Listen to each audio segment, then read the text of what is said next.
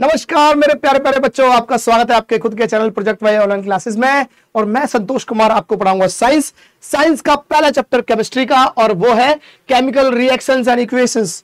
तो इस चैप्टर को आसानी से समझेंगे और इसमें बहुत सारे फॉर्मूलेज हैं, किस तरह से फॉर्मूला, किस तरह से हम रिएक्शंस को समझेंगे।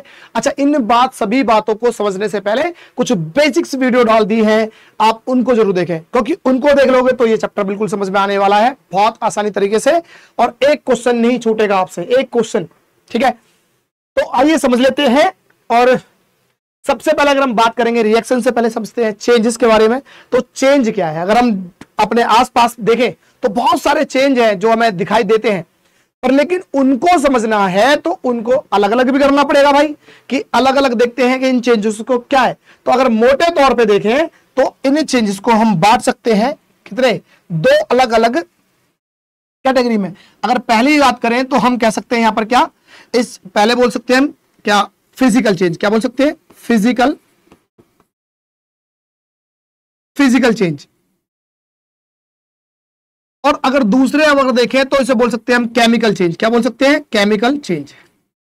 तो फिजिकल चेंज और केमिकल चेंज में अगर मोटे तौर पे बांटे तो बड़े बड़े दो जो कैटेगरी होंगी वो इन दोनों में बढ़ सकती है।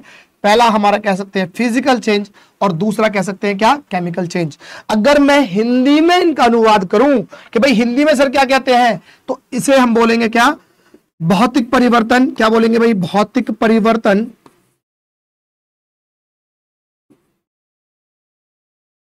भौतिक परिवर्तन। और यहां बोलेंगे हम रासायनिक परिवर्तन। क्या बोलेंगे, रासायनिक परिवर्तन।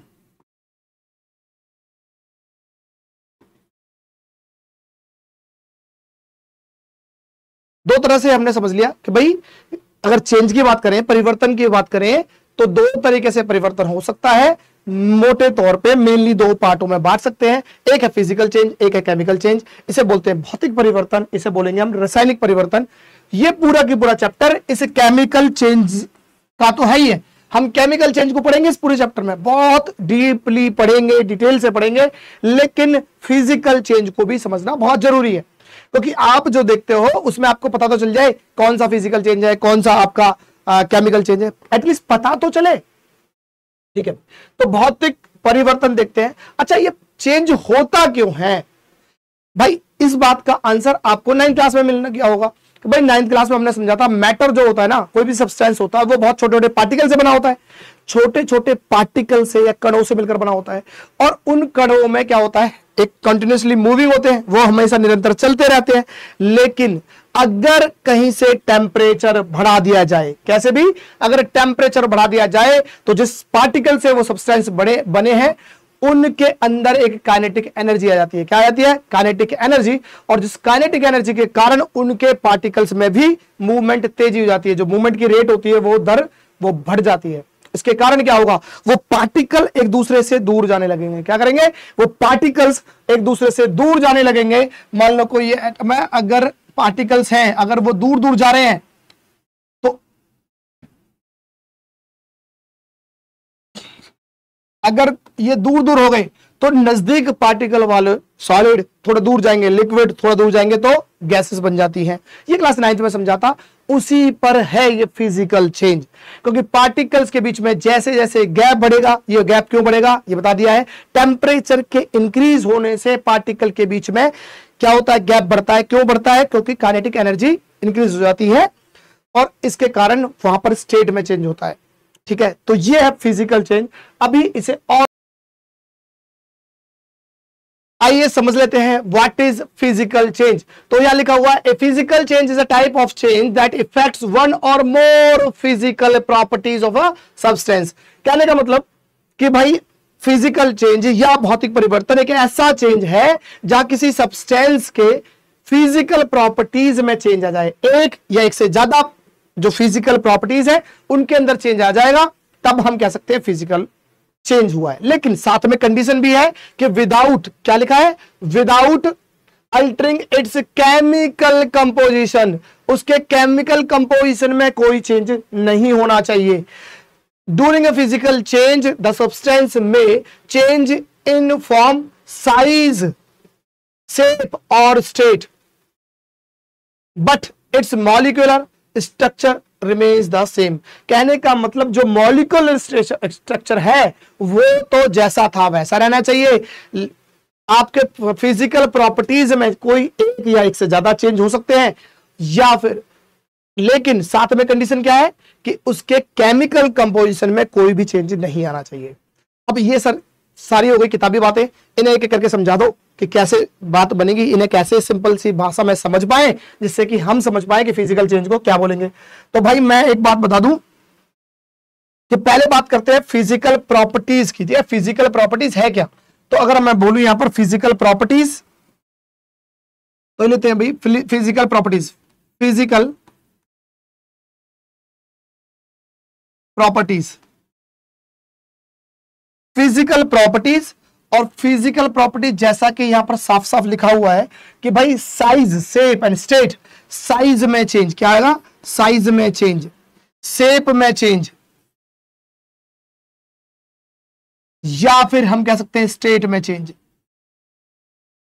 साइज में, शेप में, स्टेट में, कोई भी मतलब कि आप कह सकते हैं आकार में चेंज आ जाए या उसके अवस्था में चेंज आ जाए। इसे हम बोलेंगे हिंदी में अवस्था। क्या बोलेंगे भाई? अवस्था। अवस्था। तो अवस्था में चेंज आ जाए, स्टेट में चेंज आ जाएगा तो फिजिकल चेंज आ सकता है इन तीनों चीज में। आप बोलोगे सर स्टेट कौन कौन सी होती है? भाई हमारे पास स्टेट है फिलहाल जो समझने के लिए हम 3 स्टेट की बात करेंगे। क्या करेंगे? 3 स्टेट्स की।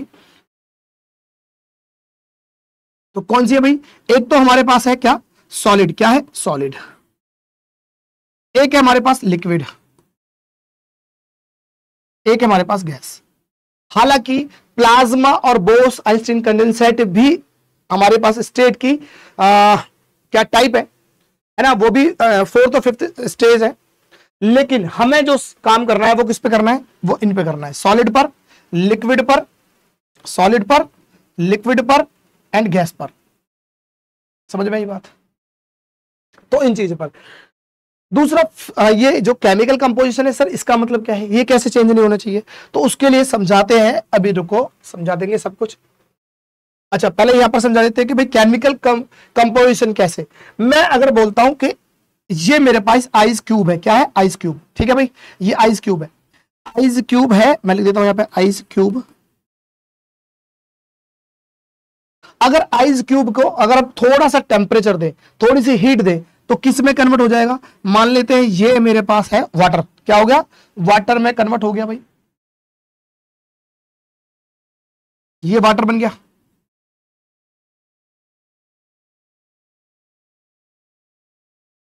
ठीक है, ये वाटर बन गया। अब अगर मैं इसे थोड़ी सी और हीट दूं तो कन्वर्ट किस में हो जाएगा? ये हो जाएगा हमारे पास किस में? गैस में। किस में हो जाएगा भाई? ये गैस में। ये वाटर वेपर बन जाएगा।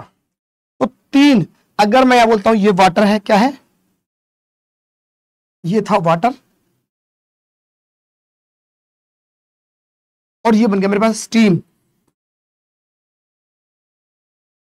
अगर हम स्टेट की बात करें तो स्टेट, ये आइस क्यूब जो होता है वो कैसा स्टेट का होगा भाई? सॉलिड का। ये अगर बात करें तो ये क्या हो जाएगा? लिक्विड। और अगर स्टीम की बात करें तो ये हो जाएगा हमारे पास गैस। ठीक है, लेकिन अगर मैं इनका केमिकल फॉर्मूला लिखता हूं, केमिकल फॉर्मूला लिखेंगे तो हम क्या लिखेंगे इसके लिए? देखो भाई, इसके लिए सॉलिड है पर लेकिन क्या पानी है, तो हम लिखेंगे H2O। लिक्विड है लेकिन है तो पानी, तो इसके लिए लिखेंगे H2O। सर इसके लिए भी H2O, इसके लिए भी H2O, कहीं ऐसा नहीं कि गैस के लिए भी H2O? बिल्कुल, वाटर वेपर है, स्टीम है, लेकिन है तो पानी का, तो यहां पर भी H2O। अब दूसरा क्वेश्चन उठेगा, सर अगर हम किसी केमिकल रिएक्शन में लिखना चालू कर दें H2O H2O H2O, तो कैसे डिसाइड होगा कि सर किसकी बात कर रहे हैं? सॉलिड की बात कर रहे हैं, लिक्विड की बात कर रहे हैं, गैस की बात कर रहे हैं? तो इसको समझाने के लिए आपको इनकी स्टेट भी लिखनी पड़ती है। आप लिखेंगे यहां पर सॉलिड, क्योंकि ये आइस क्यूब सॉलिड में। अगर मुझे लिक्विड को दिखाना होगा तो मैं लिख दूंगा L। ठीक है, तो इसका मतलब क्या होगा कि ये लिक्विड स्टेट का है। और अगर मुझे दिखाना पड़ जाएगा कि भाई ये गैस है, तो मुझे लिखना पड़ेगा G, ये गैस। बात समझ में आई? ये तीनों स्टेट में है। तीनों स्टेट में होने के बाद स्टेट में चेंज हो रहा है। टेम्परेचर बढ़ाया, सॉलिड से लिक्विड में कन्वर्ट हो गया, लिक्विड से गैस में कन्वर्ट हो गया, और गैस, ये सब के सब स्टेट में तो चेंज हो गए हैं, लेकिन साथ में अगर हम देखें कि इनके केमिकल जो स्ट्रक्चर है H2O H2O H2O सबका सेम ही है, तो हम क्या देंगे यहां पर, क्या है भाई, यहां पर ये फिजिकल चेंज है। क्या है? फिजिकल चेंज है।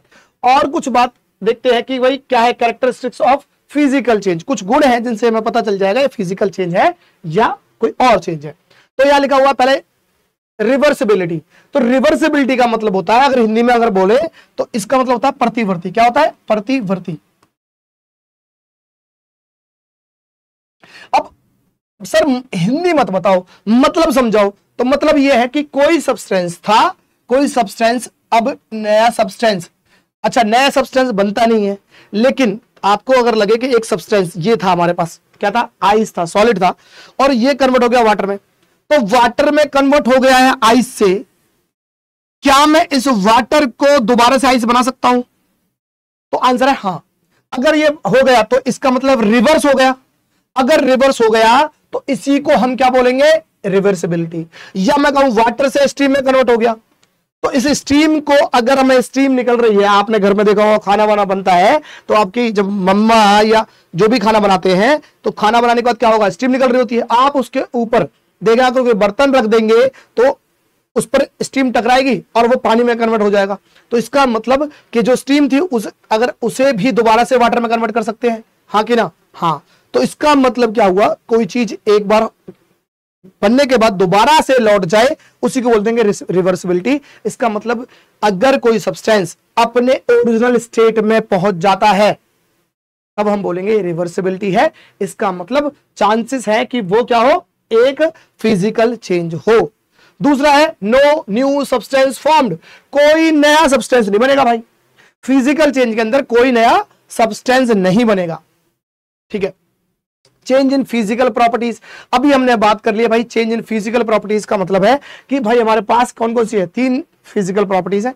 जैसे हम बोलते थे क्या भाई, साइज में, शेप में या स्टेट में, अगर इनमें से कोई चेंज होता है तो हम बोल देंगे क्या? यहां पर हम लिख सकते हैं कि भाई साइज में, शेप में, या फिर हम कह सकते हैं स्टेट में।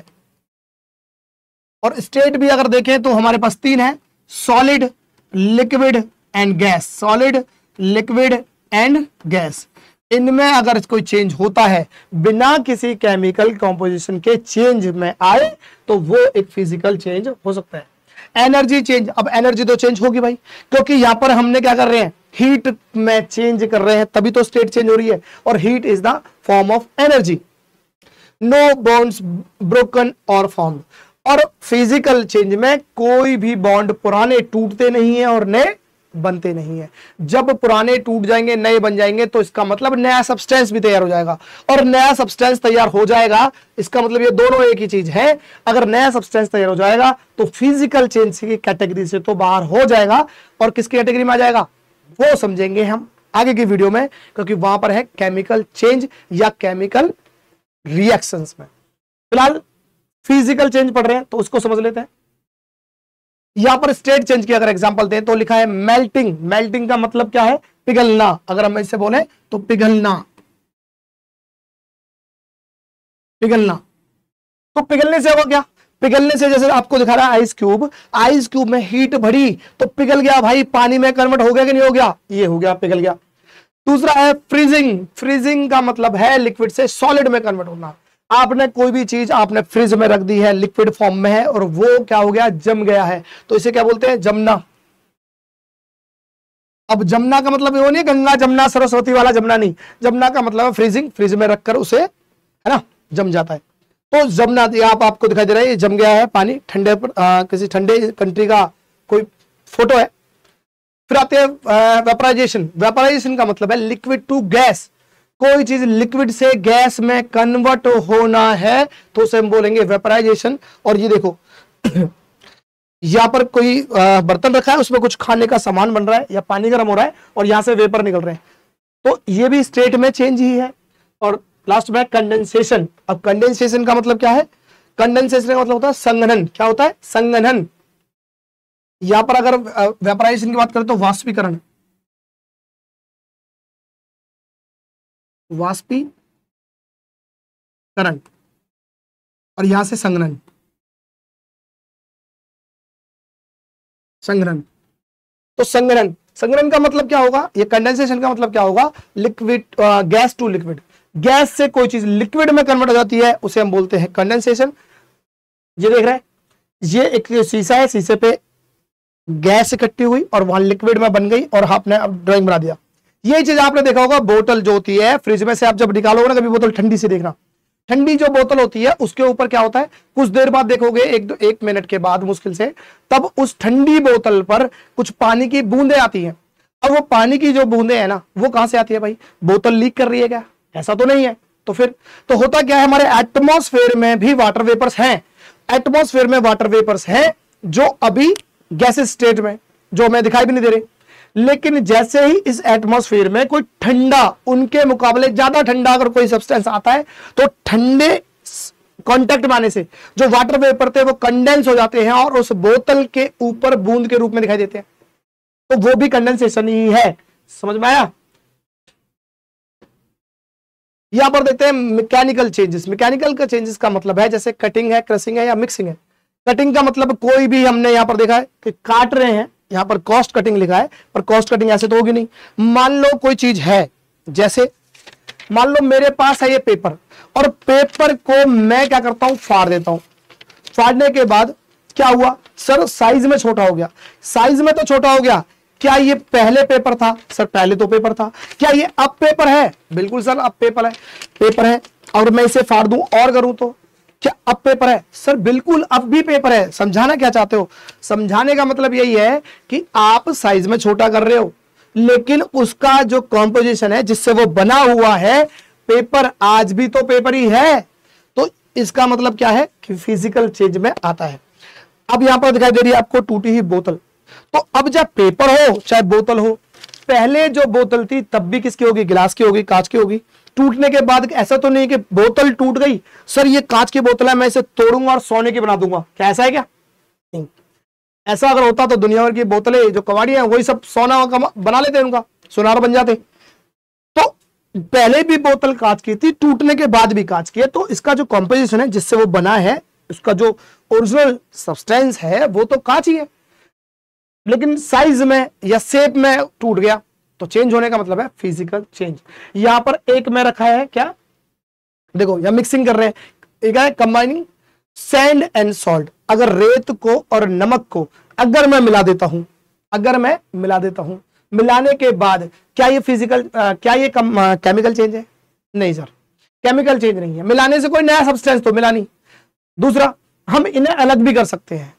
अलग करने का मतलब है कि सॉल्ट को सॉल्ट अलग कर सकते हैं, रेत को भी अलग कर सकते हैं, तो इसका मतलब अपने ओरिजिनल स्टेट में ले जा सकते हैं। और जब ओरिजिनल स्टेट में ले जाएंगे तो इसका मतलब समझ लेना कि ये क्या है, ये है फिजिकल चेंज। केमिकल चेंज होता तो ये सब एक नया प्रोडक्ट निकल कर आता, तो वो नहीं है। ठीक है, बात करते हैं डिसॉल्विंग। डिसॉल्विंग की बात करें तो यहां पर क्या है, देखो भाई कोई भी एक बर्तन, आप एक गिलास लीजिए, गिलास में पानी डाल दीजिए, उसमें अगर मैं चीनी डाल देता हूं या नमक डाल देता हूं और उसे घोलता हूं, घोलने के बाद देखोगे वो थोड़ी देर बाद डिसॉल्व हो जाएगा, है ना, घुल जाएगा। लेकिन घुलने के बाद अब क्या बोलोगे सर, क्या ये फिजिकल, ये केमिकल चेंज है सर, घुल गया नया चीज मिल गई, ऐसा है क्या। भाई आपने चीनी डाल दी पानी में तो चीनी का पानी मिल गया, अरे भाई चीनी ही जा रही है पानी के साथ, कोई नया सब्सटेंस नहीं है।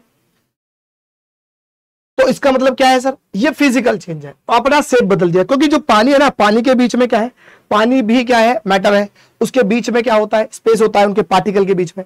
और चीनी अपने क्या मॉलिक्यूलर स्टेट में आकर बहुत छोटी होकर उन जो ब्लैंक स्पेस है, पानी का जो खाली स्थान है, उनके पार्टिकल्स का, पानी के पार्टिकल्स का उनके बीच में छुप जाती है। तो हमें लगता है कि भाई ये मिल गया है, लेकिन हम उसे वेपराइजेशन के द्वारा हम उसे चीनी या नमक को दोबारा से ले सकते हैं। जब गर्म करेंगे तो पानी तो भाप बन के उड़ जाएगा, नीचे रह जाएगा हमारे पास चीनी या नमक। तो अगर हम ओरिजिनल स्टेट में अगर दोबारा से ले सकते हैं तो वो क्या होगा, फिजिकल चेंज की कैटेगरी में आएगा। तो यह लिखा है dissolving sugar in water is a physical change because the sugar can be recovered by evaporating the water. इसका मतलब अगर हम पानी को गर्म करें या वाष्पीकरण के द्वारा हम दोबारा से चीनी को प्राप्त कर सकते हैं, तो ये क्या हो जाएगा, ये भी एक फिजिकल चेंज ही होगा। लास्ट में देखते हैं सब्लिमेशन। ये सब्लिमेशन क्या है? सब्लिमेशन का मतलब है, अब देखो ड्राई आइस होता है CO2, क्या होता है? CO2, जो सॉलिड CO2 होता है ना, कार्बन डाइऑक्साइड, उसे हम बोलते हैं ड्राई आइस। और वो क्या करता है? डायरेक्टली कन्वर्ट हो जाता है किसमें? कार्बन डाइऑक्साइड में। अगर ऐसा स्टेट जब हम सॉलिड को क्या करते हैं, देखो होता क्या है, स्टेट में चेंज जब कब आता है, पहले कोई चीज सॉलिड थी, क्या थी? सॉलिड थी, सॉलिड से कन्वर्ट होगी, ज्यादा टेम्परेचर देंगे तो कैस में कन्वर्ट होगी? सर लिक्विड में होगी, हाँ कि ना? और जब लिक्विड में टेम्परेचर और देंगे, बढ़ा देंगे टेम्परेचर, तो ये किस में कन्वर्ट हो जाएगी? गैस में। ऐसे ही है क्या? तो सॉलिड से लिक्विड, लिक्विड से गैस। अगर मैं इसे हम बोले ये ठोस, ठोस से तरल या द्रव्य कह सकते हैं, और या हम बोल सकते हैं गैस, ये बोल सकते हैं हम गैस, ठीक है। तो सॉलिड से लिक्विड और लिक्विड से गैस कन्वर्ट होते हैं। तभी अगर ऐसा केस बन जाए जिसमें हो क्या कि सॉलिड से आप सीधे की सीधे गैस बना दो, आप ये वाला स्टेशन टाप जाओ, एक्सप्रेस बना दो भाई से। एक्सप्रेस होता है जो हाई स्पीड एक्सप्रेस होती है, वो छोटे मोटे स्टेशन में नहीं रुकती है, वो क्या करती है? छोटे छोटे स्टेशन को क्रॉस कर जाती हैं। अगर ये एक्सप्रेस बन जाए, मतलब सॉलिड से लिक्विड के स्टेशन पे ना रुककर सीधा गैस के स्टेशन पे रुक जाए, कहने का मतलब कोई चीज सीधी सॉलिड से अगर गैस में कन्वर्ट हो जाए, तो इस प्रोसेस को क्या बोलेंगे? इसे बोलेंगे सब्लिमेशन। और हो क्या रहा है एटलीस्ट कि भाई हो क्या रहा है? सॉलिड से गैस में तो कन्वर्ट हो रहा है। सॉलिड से गैस में कन्वर्ट होना का मतलब है स्टेट में चेंज होना, और स्टेट में चेंज होने का मतलब क्या है? Physical change. क्या बात समझ में आ गई? तो फिजिकल चेंज में इतना ही। फिजिकल चेंज से अब आपको ये समझ में आ गया। देखो मोटे तौर पे आपको बात क्या रखनी है कि भाई कोई भी सब्सटेंस का जो फिजिकल प्रॉपर्टीज में चेंज हो जाए। कैसे फिजिकल प्रॉपर्टीज? क्या क्या होता है? साइज में, शेप में, या इसकी स्टेट में। स्टेट कौन सी होती है? स्टेट होती है हमारे पास sir solid, liquid and gas, है ना। हम बाकी की दो स्टेट के बारे में बात ही नहीं कर रहे, अभी फिलहाल 3 की बात कर रहे हैं। और सर क्या है? पर इनमें तो चेंज होना चाहिए। सर ये तो केमिकल में भी देखेंगे हम कि स्टेट में चेंज तो केमिकल में भी आएगा। जब हम केमिकल चेंज पढ़ेंगे तो स्टेट में चेंज तो आएगा। तो इसका मतलब सर यहां भी स्टेट में चेंज और वहां भी स्टेट में चेंज, तो कैसे फर्क कर पाएंगे? तो केमिकल चेंज में सॉरी केमिकल चेंज में आपको क्या देखोगे कि नया सब्सटेंस मिलेगा, है ना, नया सब्सटेंस मिलेगा, लेकिन यहां पर नया सब्सटेंस नहीं मिलेगा। दूसरा, केमिकल चेंज में आपका उसका जो नया सब्सटेंस मिलेगा तो पुराने बॉन्ड टूट जाएंगे, नए बॉन्ड बनेंगे। यहां पर पुराने बॉन्ड नहीं टूटेंगे, ना नए बॉन्ड बनेंगे। फिजिकल चेंज के प्रॉपर्टीज के साथ साथ आपको यह भी ध्यान रखना है कि उसके जो कॉम्पोजिशन थे, जो केमिकल कॉम्पोजिशन थे जिससे वो सामान बना है, वो सब्सटेंस बना है, वो भी चेंज नहीं होना चाहिए। वो जैसा था वैसा ही रहना चाहिए, तब जाके हम कहेंगे कि ये फिजिकल चेंज है। ठीक है भाई, आज की वीडियो में इतना ही, क्योंकि अगली वीडियो में हम समझेंगे केमिकल चेंज, उसके बाद आपका चैप्टर स्टार्ट, और धीरे धीरे हम छोटे छोटे टॉपिक्स में ये आपका पूरा चैप्टर कवर कर देंगे, और मजा आएगा आपको। एक क्वेश्चन, 1 नंबर का क्वेश्चन भी नहीं छूटेगा आपसे, सब कुछ कवर हो जाएगा। तो तब तक पढ़ते रहो, मस्त रहो और वीडियो को देखते रहो।